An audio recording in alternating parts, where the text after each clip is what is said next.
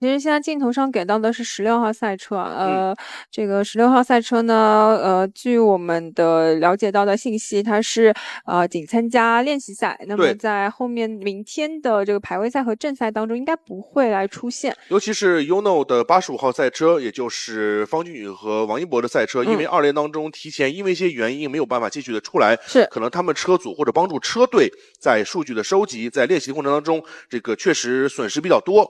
所以他们车队的这台赛车也将会担起收集数据的一个重任啊。是，其实也是来查看一下这个赛道的情况跟车子的调教是不是需要再继续调一下车。也是给这个车组啊去修复85号车来做一个非常好的反馈。是的。那么我们说今天的第一次或者说3次练习出来，是我们本赛季在季前的热身当中第一次大家驶上赛道。虽然今年的正式赛里没有宁波站，但是宁波这条赛道为什么选择测试呢？就是因为这条赛道是非常注重一个综合性的一个考量，可以说对于无论是你的尾速、你的加速、你的入弯刹车、你的连续过弯，以及你面对这种需要下压力、需要稳定性种种的一个考验赛车和车手稳定性因素的这个布局我们都有。所以宁波也是吸引着很多车手前来征战，所以宁波也会成为在4个弯角当中去解决掉24米的落差。可想而知这个坡度，这个斜度，那当你驾驶着这么大马力的赛车，你还需要带着刹车，需要带着一个转向，你还需要去冲速度的时候，当你在雨天面临着一个抓地力不足的情况之下，可想而知这个压力有多大。是的，其实特别是这个高低的起伏啊，对于车手们来说也是一个比较大的考验。是。在这个连续的下坡的弯角上面，其实我相信所有车手都会觉得是一个挑战，那么也是对于他们这一场比赛能不能跑好的一个很关键的。干线的最后时刻，有人做出1分52的成绩，所以现在看到今天到了晚间的时候，哎呦，51号站大家还需要等待一个绿旗的恢复。是，那现在呢，赛事应该是首先要保证赛道的安全啊，所以可能我们刚才那辆51号赛车是需要先被清理出这个缓冲区的。那么也是需要给到我们赛事方的一些时间，让他们来处理一下这个事故。其实现在大家都已经跑了有15分钟左右了，可以说基本也接近了正常情况下练习赛你第一个 stint 的一个基本里程，所以回来之后大家还是要利用这个时间，赶紧要和工程师去聊一下。如果没有明显的问题，就是要看工程师从数据上能不能看出来某些地方你和对手有一些明显差距，或者工程师认为你哪里还能更快。或者你觉得哪里有问题的地方，工程师能不能通过对赛车的简单调整给出一个是的，就可能说，我不知道这一个弯或者这一段我是不是可以再提升，或者我是不是跑得不太好。那么可以参考一下我们这个工程师啊、赛道我们车组这边的意见。所以说侧重点，比方说举个例子，比方说下面出去你跑5圈，你侧重点其实就是下山的那4个弯，或者侧重点你就是上山时候你的加速以及过这种连续之字弯时候的表现，其他时间你可以放掉。那么我们就看那一段你的用时或者你自己的感受，这也是练习的一个重要性。是的，而且练习赛因为它就是练习赛嘛，所以可能着重想要去关注哪一段的时候，我可以反复的去在这一段做不同的尝试，而其他的段可能就可以做自己想要做的一个成绩。这也是我们为什么总说练习赛，因为侧重点不一样，所以最终的排名啊或者成绩参考价值意义不是特别大，但是它其实每一圈的试跑或多或少都有它一定的道理。是的。而现在呢，我们还是在一个红旗的状态下。那么其实借助这个机会，可以和大家暂时预告一下我们明天 China GT 的一个比赛的时间安排。明天的比赛呢，首先我们的直播将会从早晨的9点30分开始，而 China GT 明天也将会带来上午的排位赛跟下午的正赛。上午的排位赛呢是2节排位赛，对，2节排位赛。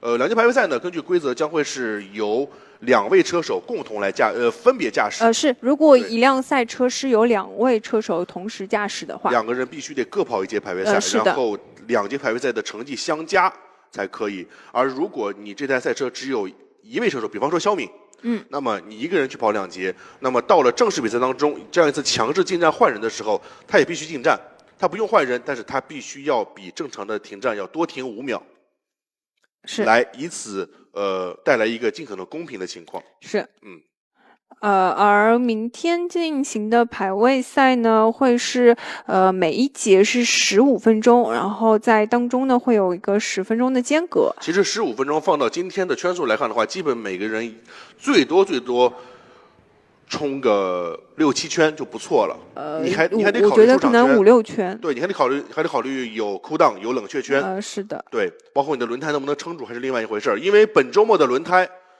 是只有2套干胎，我说的是干地情况下。到了今年从上海开始的正式的分站，每一个周末从排位赛开始是有3套这个干胎的，你可以比较轻松的分配给2节排位赛和1节正赛。但是本周末如果是干地的话，排位赛2节和正赛1节，你只有2套干胎。刚才说到时间，明天上午的10点40分，我们将会带来 China GT 中国超级跑车锦标赛在宁波的季前热身的排位赛。那么到了下午的3点半，将会是正赛的直播，我们将会带来全程的中文解说。是的，然后明天的正赛呢是将进行38分钟加1圈。那么其实相较于今天的这几节练习赛来讲的话，其实正赛整体的时间会比练习赛要短一些。对，所以大家其实能够通过这3个小时的练习，或者3个1小时的练习，有足够的机会去模拟正赛。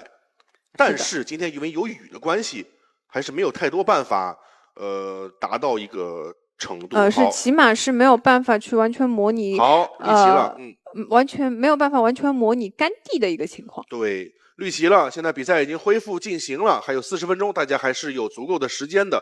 那么关于这个38分钟加1圈，到底有哪些可以发展策略的空间？这个我们明天可以慢慢的去讨论，这又是一个策略的话题。我们还是要关注一下大家今天试跑的一个环节，因为今天其实有太多比赛之外的因素掺杂在比赛当中了，无论是天气还是这个大家的一些失误的落差起伏。是。我们其实从镜头上看到雨滴啊，应该说雨可能并还没有完全的停下来。是的。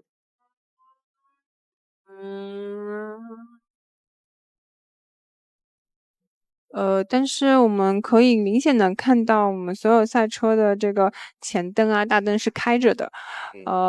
现在呢已经是到下午的时间段了，而且阴天，有可能的这个光线是比较暗。光线是的，的确是比较暗。而且我们注意到，85号赛车可能还是没有办法赶得上今天的3练。而且但是2号和68号现在好像之前他们就没有太多的在练习当中出来跑。是。说一个个人的一个角度，李思成我是认识的，我个人对他是很有信心的。但是我作为朋友，我看到他今天练习赛没有怎么出来跑，我还是对他表示担心的，因为这至少你没有太多的办法让你的赛车在赛道上去调试你整个的工作的状态。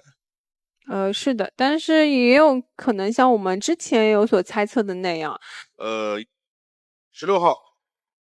这边小心，这就是一个典型的入弯就在滑了，但是撞不了，控制住了没有撞，是好。因为我们注意到啊，16号车手应该是非常有经验，他在打滑的瞬间，他并没有将4个刹车完全踩死。我一度以为他控制住了。对，他其实一直在利用赛道的宽度，他想利用正好赛车再往左滑，他在过这个左弯，他能不能把车救回来？是的，他也一直在吊着油门。这样的话，其实你能够利用一点点这种牵引力和抓地力，去保证赛车还处于或多或少你的控制之中。而如果你一旦打滑的瞬间，你就整个刹车踩到底，那么你就只有一路径直上墙的结果。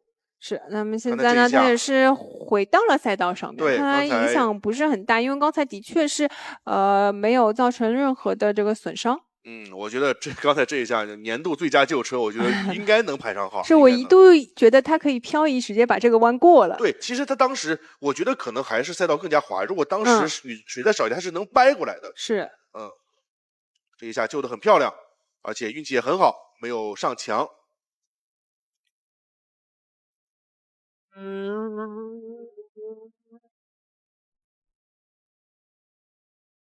好，出了3号弯这。目前镜头上的是16号车。16号的圈速现在没有显示，给大家报告一下，2分15秒961，现在落后11秒，排在第4位。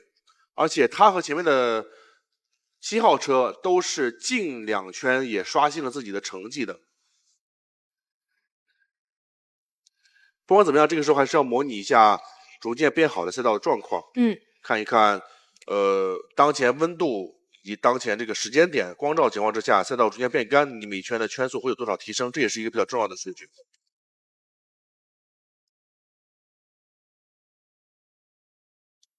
现在我们给出了目前所有选手的这个单圈的情况当中是包含我们镜头中的这辆16号赛车。上路肩了，它的后轮上的路肩。好，导致他的赛车弹跳了一下，这个还是没有。草地上雨太多了，是草地太湿了，这个比赛道上还要湿啊。对，要小心啊。甩不过来。是。这个倒车要小心，倒车一定要看后边的赛车有没有过来，一定要小心。刚才其实过这个弯的时候，他有点太极限了。是。正常你干地这么走，什么能够很快的给到你了？